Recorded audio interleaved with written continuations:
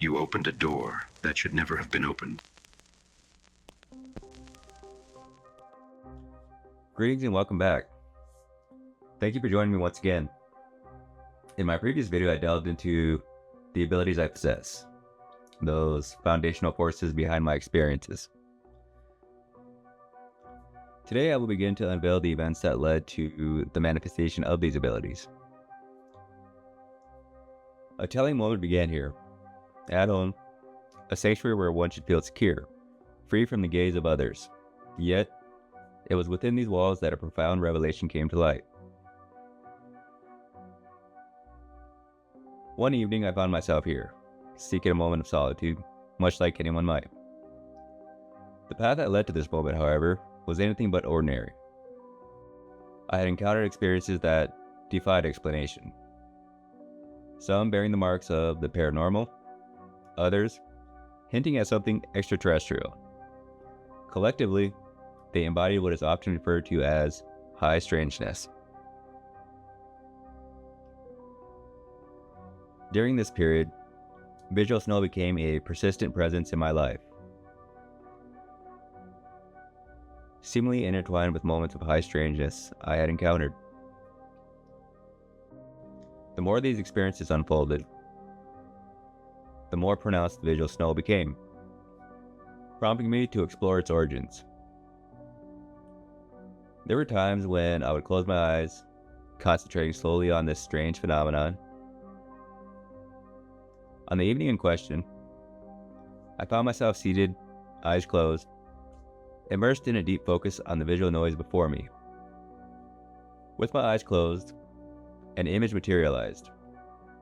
Not in my mind's eye, as one might expect, but with my naked eye, emerging through the visual noise. As I gazed at the back of my eyelids, a vivid scene came into focus.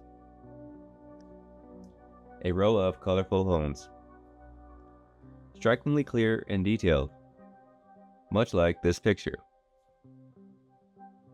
Nearly identical in quality. At that very moment, a man's voice was heard in my head, saying, "He can see real imagery." Strange to many. Yet by now, I had grown accustomed to the unusual. A sudden urge compelled me to open my eyes. As I did, I concentrated on bringing the image back into focus. This time, with my eyes wide open, within moments, the image reappeared, hovering as if suspended in midair. Then once more, I heard the man's voice, clear and distinct. "He's seeing it with his eyes open." Whoa. What does all of this suggest? At first glance, it seems clear that a connection was revealed. Connection to a presence. One that was not only aware of, but capable of perceiving exactly what I was seeing. It would soon become clear that the events unfolding, along with the experiences I was about to face, were not random, but deliberate and controlled. I would come to realize that even my perception could be manipulated in extraordinary and astonishing ways. The revelation of what was truly possible and the forces to which I was connected stripped away the mystique of the entire experience. The illusion dissolved as the connection became bluntly direct about the truth I had uncovered. To provide context, allow me to share the events leading up to this moment. Events marked by high strangeness. The opening of the video began with a statement. You opened a door that should never have been opened. A statement that was uttered to me months prior to the experience I just described. This was during a time when I had developed the ability to hear my own thoughts. I shared the details of this ability in a previous video. The statement emanated from a disembodied voice within my home, a man's voice. What unfolded before me was revealed as a moment of psychic phenomenon. Following this moment, I began to encounter what many would classify as paranormal activity. While staying at a relative's home, I frequently heard heavy footsteps outside their apartment.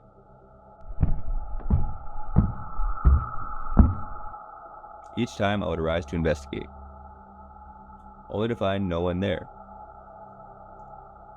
Additionally, I began to hear knocking sounds emanating from various corners of my own home. One evening, as I prepared to leave my home, I settled into my car and glanced down the street before starting the engine. What I seen was truly peculiar. A row of entities advancing toward me.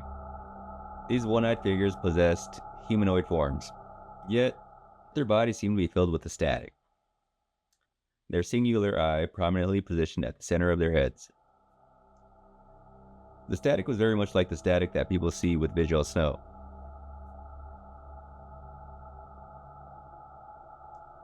Further down the street, several larger entities stood behind a truck, while another peeked around its rear, all fixated on me. Closer to my position, a line of smaller figures advanced, crawling on all fours as they approached. Then I noticed a small figure right by my car door, bearing all the same features as the others. It paused, kneeling on one knee with one arm draped over the opposite leg, gazing up at me with its one eye. This encounter would not be the last of its kind that I would experience. On another evening, I set out for a walk in a nearby gulch, enjoying the pleasant ambience that put me at ease. Suddenly, I sensed a presence behind me. An awareness I would later come to understand could itself be manipulated, controlled, and stimulated. As I continued along the trail, I noticed something unusual. On both my right and left, there were sounds resembling small objects, dropping and striking the ground with force. It seemed as though something small was rising and trailing me.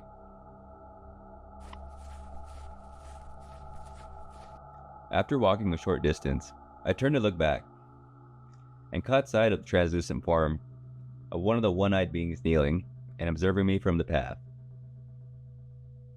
A compelling urge prompted me to sit on one of the benches along the trail. I gazed up at the stars, feeling as though I was searching for something that was there. Then it happened. Just above my head, a brown bird materialized, soaring forward for several feet or dissolving into nothingness. I returned my gaze to the spot from which it had appeared, only to witness the same bird emerge once more. It traced the same path, yet this time it glitched in its trajectory, skipping briefly in its position before stretching and fading away, just as it had before. What did such a moment truly signify? Why did the bird appear twice? What could explain its glitching trajectory? Was this experience conveying something deeper than the mere content of what I was witnessing? Perhaps revealing insights about the very mechanism at play. What followed was a moment of significance, involving a relative of mine, who was speaking frequently in their sleep. Intrigued, I approached them and was met with the most peculiar sight. On their forehead, a vertical row of eyes, each a different color, but resembling those of the one-eyed entities I had encountered before. Inspired by this, I decided to apply a technique I had learned, gently applying pressure to the eyes to induce Phosphenes. Back in a previous video when I discussed CEV/CEH, I mentioned Phosphenes, briefly. A phosphene is the phenomena of seeing light without light entering the eye. The word phosphene comes from the Greek words phos, light, and phanein, to show. A common form of phosphene is seeing stars, from a sneeze, laughter, a heavy and deep cough, blowing of the nose, a blow on the head, or low blood pressure, such as standing up too quickly or prior to fainting. Phosphenes can be induced by mechanical, electrical, or magnetic stimulation of the retina or visual cortex, or by random firing of cells in the visual system. Phosphenes have also been reported by meditators, people who endure long periods without visual stimulation, or those who ingest psychedelic drugs. The most common phosphenes are pressure phosphenes, caused by rubbing or applying pressure on or near the closed eyes. When I apply pressure to my eyes for a period of time, I will begin to see a grid, very much like this one. The same grid has been reported by others when experiencing this form of phosphene generation. The grid for me moves in a back and forth pattern. At times this pattern changes, depending on the source.